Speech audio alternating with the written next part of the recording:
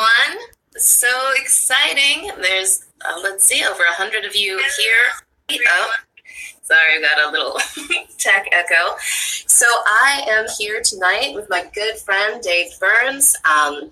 He's been my business coach. He's taught me so much, and I'm really excited to share with you tonight what Dave knows. We are getting ready to teach a course called Money, the life-changing course on wealth magic as an initiatory path. We'll tell you a little bit more about that later as a way to go deeper with this work, if that's appealing to you. First, we're just going to start off with me asking Dave some questions, and he's going to answer them, and we might have a little conversation back and forth. And we're going to do that for like 25 minutes, Dave. Okay. And then we're going to switch, and we're going to answer questions that are appearing in the chat. So I know it's a little bit confusing with Crowdcast because there's this whole ask a question tab. And I see there's some questions there. We might check that out. But actually, when we let you know that it's time for questions, if you just put your questions in the kind of big group chat, that's sort of where we tend to look the most for them because it's right up in front of our faces. So I just wanted to start off with saying, Dave, this whole idea, well, first of all, some of you have been receiving this whole big series of emails that we've been sending out since some of you are on the Witch email list. Others of you may have heard about this live training via Facebook or Instagram, and you may not have received all those emails. So we'll sort of try to hold a middle ground in what we reference here. But basically, we've been talking in our series about this idea that Dave and his awesome wife sort of have brought through. Dave's wife's name is also Carolyn, which is really amazing and a kind of a long, cool story.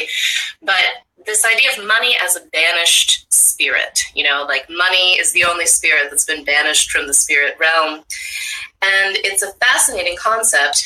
And I had never, I'd heard people mention the spirit of money in various occult circles, but I had never really seen an extensive discussion of it. And I'd certainly never seen as nuanced of a discussion of it as Dave has brought to the table. So Dave, I was just wondering if you could kind of speak more about that and why that idea is important and what value is there. Yeah, sure. I mean, the reason for, the spirit of money is a very beautiful thing to work with on its own, but there's something special that's available when we work with it specifically as what it is, which is a banished spirit. There's all sorts of different spirits we can choose to work with, but there's particular characteristics and particular sorts of powers accessible by working with a banished one. So I guess we'll start out by talking about what that means and then dive in a little bit to the implications of that for actual magical practice. Most questions we're not going to be able to answer in real time. We're actually not going to be able to get to most questions, but I am going to answer one of the ones that popped up, which is whether or not this course is going to be just heady and intellectual or is going to be more about practices. So the course is entirely practice-based, and we're going to do our best to tie together what we're talking about today also into some concrete practices. You can think of all of the sort of heady intellectual stuff we're talking about as a framework for fully understanding and opting into the practices we're going to suggest. So banished spirit, what does that mean?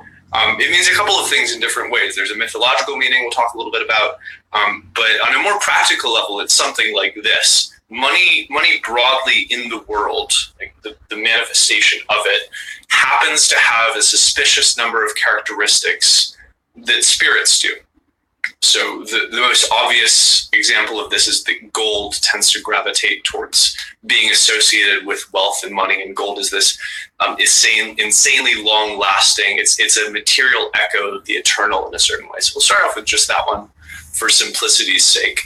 What does it mean that money tends to take material forms that are long-lasting? And even when the material forms aren't long-lasting, what does it mean that money happens to have this relatively permanent quality? Like, even though the bits in a computer and the electricity that currently carries most wealth in the world, even though that itself isn't long-lasting, the structures that support money, like when the bits stop moving through a computer, you still have money.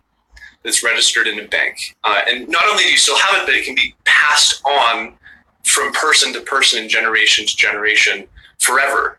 And very few things last like that. One thing that sort of lasts like that is words. Books can be copied over and over, and there's a ton that money and language have in common. We're going to dive into a little bit today. There's some beautiful magical practices you can do connected to that. So there's these indications that money has a certain kind of permanent quality in the world that reminds us of the spirit realm. Some of you read the mythological reason for that we posted in the email. I don't want to go down too far that rabbit hole because I get lost there. But what it means broadly is being a spirit that's been banished from the spirit realm. It has some non-dual, some unitive and eternal characteristics. And it also has very, very material dualistic characteristics. And this is one of the main reasons for the kind of confused feelings that we tend to have about money. We have this sort of pull to it in a kind of analogous way to the way that we have a pull towards the divine broadly. Like the desire for money, to have a little bit more money, is just about as universal as the desire for something more, for a taste of the spiritual in a certain way. So it has this gorgeous, compelling, divine component, and then also a shitload of grit and shadow and nastiness. Someone I know who's brought up wealth inequality. That would be an example. There seems to be enormous injustice wrapped around money for one. There also seems to be like actual matter, like dollar bills, and then a whole host of insane power dynamics that are reflected both individually and systemically. So the nastiness of money, we could say for simplicity's sake, comes from its banished essence mythologically, and then the sort of beauty or purity and desirability of money comes from its spiritual essence. So broadly, the money course itself, and I think all worthwhile money magic, comes down to fully reconciling our relationship with each of those two aspects of money, and so of existence broadly, both the pure, non-dual, unitive, beautiful, divine aspect of existence, and then this really nasty, dirty, grimy, bloody aspect, truly bloody, but money's very, very connected to war. Yes, I want to pause you right there, Dave. So we have some more questions. I just want to keep us on track because there's so much to talk about here. One question that came up, so one of the things that we recommended in our email series was a simple meditation where you just basically imagine yourself in dialogue with the money spirit and ask it, how much money it would like you to receive in the near future. Actually, what it would like you to receive. What it would like you to receive. Okay, what it would like you to receive and what it would like from you in reciprocation, what she would like from you in reciprocation. And what was interesting is folks in my